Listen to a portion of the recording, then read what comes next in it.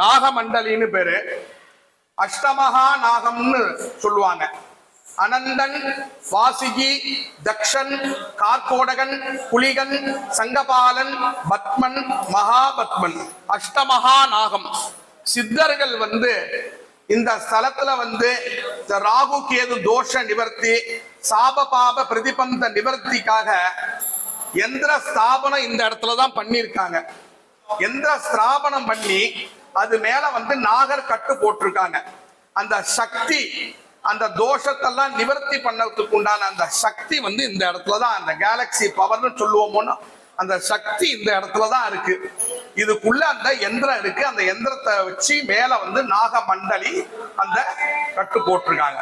ரொம்ப விசேஷமான இடம். இந்த ஸ்தலத்துல சுவாமி, அம்பாள், ராகு கேது எவ்வளவு ஒரு முக்கியமோ அதே மாதிரி இந்த அஷ்டமகா நாகம் இந்த இடம் முக்கியம். ரொம்ப விசேஷமான சன்னதி. நல்லா பிரார்த்தனை பண்ணீங்க. சர்வஸ்யாப்தி சர்வசித்தி சர்வமேவ தேனாப்னோதி சர்வோ ஜயதி.